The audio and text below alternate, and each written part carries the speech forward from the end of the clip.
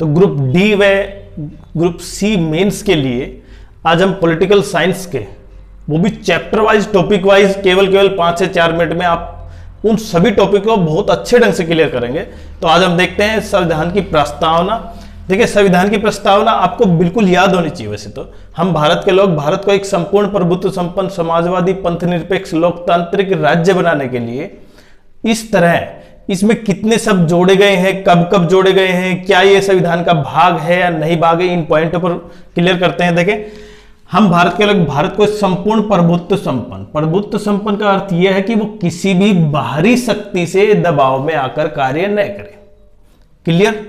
समाजवादी मतलब समाज के प्रत्येक क्षेत्र के लिए योगदान दे। पंथ निरपेक्ष का अर्थ यह है कि देश का कोई धर्म नहीं होगा, देश में सभी धर्म समान है। लोकतंत्रात्मक मतलब जिसमें राष्ट्र का प्रमुख, देखिए ध्यान से समझ रहे हैं आपका, लोकतंत्र का मतलब सरकार, जो सरकार द्वारा चुनी हो। आपको ये याद होगा वर्ड अब्राहम लिंकन ने दिया था, लोगों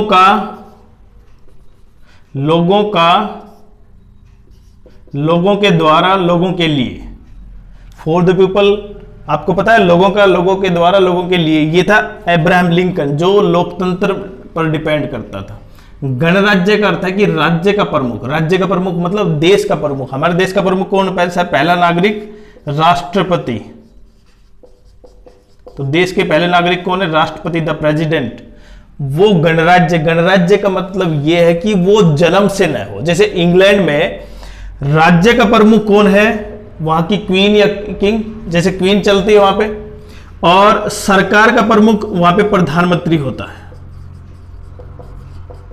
लेकिन भारत में सरकार का प्रमुख, लोकतंत्र का प्रमुख प्रधानमंत्री, लेकिन गणराज्य का अर्थ यह है कि राज्य का प्रमुख जन्म के आधार पर न हो, चुने हुए व्यक्तियों में से हो, तो इसलिए वो गणराज्य कहलाता है। तो हमारे सबसे इंपॉर्टेंट यहां पे देखिए, पहले ये संविधान का भाग नहीं माना गया था, लेकिन 1973 में आपको याद रखना होगा, 1973 में एक बहुत बड़ा वाद आया था, केशवानंद भारतीवाद।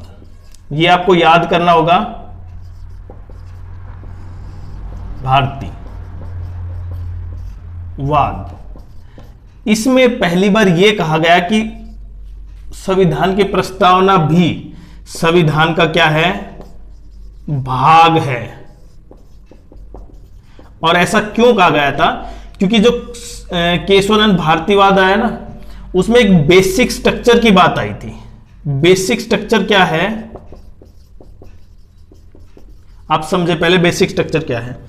संविधान के वो मूलभूत पॉइंट, सुप्रीम कोर्ट ने बताया 1973 में कि संविधान के वो मूलभूत पॉइंट जिनको संसद चेंज नहीं कर सकती, वो कहलाते हैं बेसिक स्ट्रक्चर के भाग। मूलभूत जो मूल ढांचा है ना, उसको संविधान का मूल ढांचा वो संसद बदल नहीं सकती है।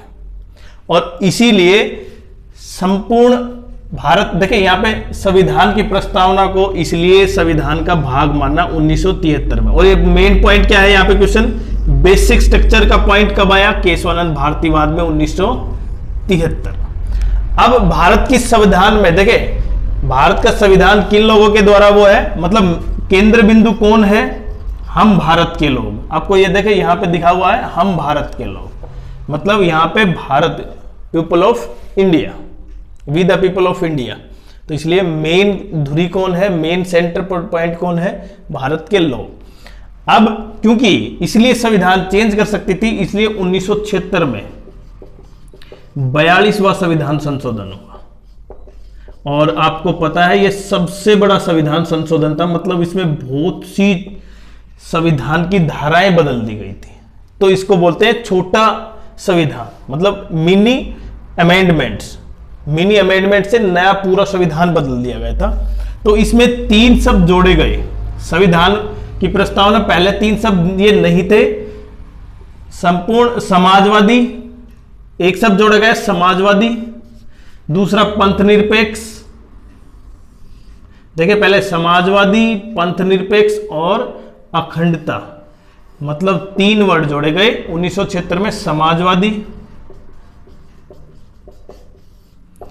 पंथ निरपेक्ष और अखंडता।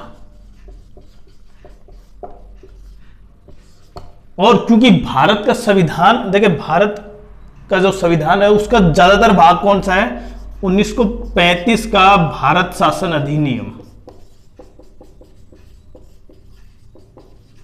1935 का भारत शासन अधिनियम, उसका सबसे ज्यादा प्रभाव, मतलब 60-70% वही है जो भारत शासन अधिनियम में पार्ट थे।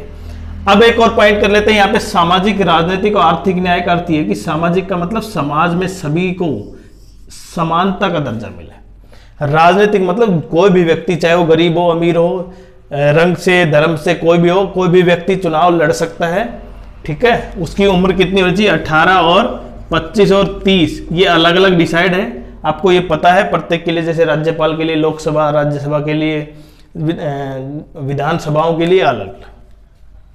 आर्थिक न्याय का अर्थ है कि प्रत्येक, ऐसा नहीं है कि किसी जिसके पास पैसे उसके पैसे छीन लिए जाए और गरीबों को बांट दिया जाए। आर्थिक न्याय का अर्थ यह है कि एक तरीके से गवर्नमेंट इस तरह इन्वेस्टमेंट करे जिससे कि समाज के जो निचले तबके के लोग हैं उनको सबसे ज्यादा फायदा हो। तो ये थे इनमें से जो क्वेश्चन बढ़ सकते हैं ना वो। अब हम दूसरा पार्ट लेके आते हैं इसमें, मूल अधिकार।